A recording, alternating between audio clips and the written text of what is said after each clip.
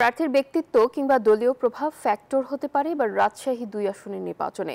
শিল্প কারখানা ও কর্মসংস্থান এবারও দাবি ভোটারদের। ভোটের লড়াইয়ে রাজশাহীতে বিএনপির সম্ভাব্য দুজন প্রার্থীকে সামনে চ্যালেঞ্জ দিচ্ছে জামায়াত এনসিপির প্রার্থীরাও। রাজশাহী থেকে মতিউর মর্তুজার প্রতিবেদন। নবাবী আমলে গুরুত্বপূর্ণ হয়ে ওঠা উত্তর পশ্চিমাঞ্চলীয় সীমান্তবর্তী শহর রাজশাহী। জুলাই অভ্যুত্থানে আওয়ামী লীগ সরকার পতনের পর ফেব্রুয়ারিতে হতে যাচ্ছে প্রথম নির্বাচন।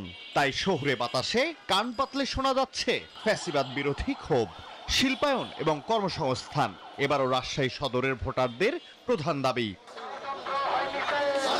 ভোটারদের কাছে টানতে মাঠ দাপিয়ে বেড়াচ্ছেন প্রায় ডজন খানেক প্রার্থী। বিএনপির সম্ভাব্য প্রার্থীর তালিকায় আলোচনায় এবারও দলটির চেয়ারপারসনের উপদেষ্টা সাবেক মেয়র ও সাবেক সংসদ সদস্য মিজানুর রহমান মিনু, পাশাপাশি মহানগর বিএনপির সদ্য সাবেক আহ্বায়ক বীর মুক্তিযোদ্ধা অ্যাডভোকেট এরশাদ আলী ঈশাও আছেন সম্ভাব্য তালিকায়।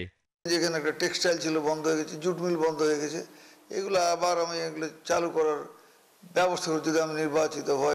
ঘরে বসে নেই রাজপথের আরেক শক্তি জামাতে ইসলামী।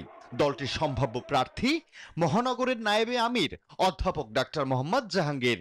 আর এনসিপির সম্ভাব্য প্রার্থীর তালিকায় রাজশাহী মহানগরের প্রধান সমন্বয়ক মোবাশ্বের আলী। সাথে ভোটের লড়াইয়ে আসতে পারেন ইসলামী আন্দোলনের সহসভাপতি ফয়সাল হোসেন মনিও। আমরা চাই যেখানে এই জাতীয় জটিল, কঠিন এবং দুরারোগ্য চিকিৎসার জন্য আরো ভালো ব্যবস্থা যেন গড়ে ওঠে। বেসিক্যালি পর্যটন নগরীর যে এক্সপেকটেশনগুলো আছে সেগুলো দিয়ে যদি তৈরি করা হয় তো রাজশাহীতে পর্যটন নগরী খুব ভালোভাবেই গড়ে উঠবে। ভোটাররা বলছেন প্রার্থীর কথার ফুলঝুরিতে নয়, জুলাই অভ্যুত্থানে বদলে যাওয়া নতুন বাংলাদেশে তারা চান শিল্প কারখানা ও কর্মসংস্থান।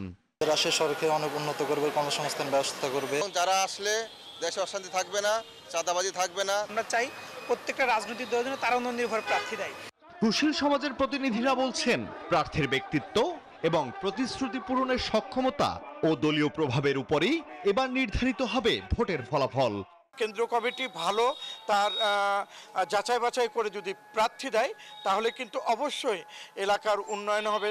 প্রার্থী কি হবে এটা তো একটা ফ্যাক্টর। এইটা যদি সবগুলোকে মাইনাস করি, সবচেয়ে জুনিয়র একজনকে দেয়, বাকি 3 জন বা 4 জন তাকে কি করবে, রক্ষা করার চেষ্টা করবে, তখন তারা মনে করবে যে তারা ডিএভালুয়েটেড, তাদের মূল্যায়ন হচ্ছে না সঠিকভাবে। আগামী জাতীয় নির্বাচনে যোগ্য প্রার্থী জয়লাভ করে রাজশাহীর মানুষের ভাগ্য পরিবর্তনে অবদান রাখবে, এমনটাই প্রত্যাশা নগরবাসীর। Desk report, news 24।